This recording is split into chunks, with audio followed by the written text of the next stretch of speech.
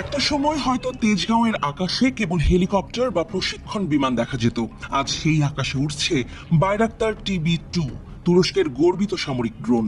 চোখে না পড়লেও মাথার উপর দিয়ে নিঃশব্দে উড়ে যাচ্ছে সেই ধাতব নিঃশব্দ পাখি, যেটি মাটির নিচে থাকা শত্রুর অবস্থানও নির্ভুলভাবে শনাক্ত করতে পারে। আগে এমন দৃশ্য হয়তো দেখা যেত সিরিয়ায় তুরস্কের সামরিক অভিযানে। এখন সেই সমর ড্রোন বাংলাদেশের সেনাবাহিনীর হাতে। তা দেখে নিশ্চয়ই দাদাদের সহ্য হচ্ছে না, পিত্তি জ্বলে যাচ্ছে। বাংলাদেশের সামরিক আধুনিকায়ন এখন আর কোনো কল্পনা নয়, এটি একটি বাস্তবতা, যার নাম ফোর্সেস গোল 2030। প্রায় 1.5 দশক ধরে চলা এই পরিকল্পনার অধীনে বাংলাদেশ এখন দক্ষিণ এশিয়ার অন্যতম উচ্চ প্রযুক্তি সক্ষম বাহিনী গঠনের পথে। 2023 সালে বাংলাদেশ সেনাবাহিনীতে যোগ হয় বাইরাক্তার TB2 ড্রোন এবং TRG-300 কাপলান রকেট সিস্টেম। তুরস্কের সামরিক শিল্প কোম্পানি রকেটসান এবং বাইরাক্তার টেকনোলজিজের তৈরি এই অস্ত্র দুটি শুধু বাংলাদেশ নয়, গোটা অঞ্চলেই কৌশলগত ভারসাম্যকে বদলে দিয়েছে। কাপলান রকেট সিস্টেম প্রতি রাউন্ডে প্রায় 190 কেজির উচ্চ বিস্ফোরক বহন করতে সক্ষম। এগুলোতে থাকে স্টিল বলযুক্ত সাবমিউনিশন, যা বিস্ফোরণে ব্যাপক ক্ষয়ক্ষতির কারণ হতে পারে। অন্যদিকে TB2 ড্রোন হলো মধ্যম উচ্চতায় দীর্ঘ সময় ধরে উঠতে সক্ষম একটি ড্রোন, যা নজরদারি থেকে শুরু করে ক্ষেপণাস্ত্র গাইডেন্স সবই করতে পারে। এই দুই অস্ত্রের মূল শক্তি প্রযুক্তি।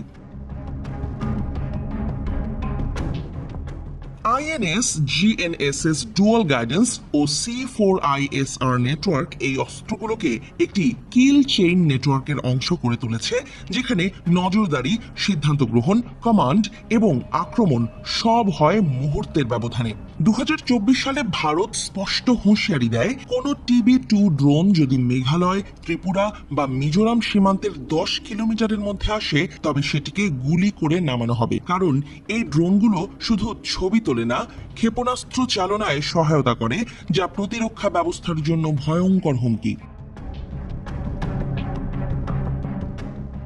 ধারণা করা হচ্ছে ঢাকা তেজগাঁওয়ের ISR ব্যাটালিয়ন থেকেই নিয়ন্ত্রণ করা হয় এই ড্রোনগুলো। একবার একটি ড্রোন খুব কাছাকাছি চলে এলে ভারতীয় বিমান বাহিনী জরুরি নিরাপত্তা সতর্কতা জারি করে।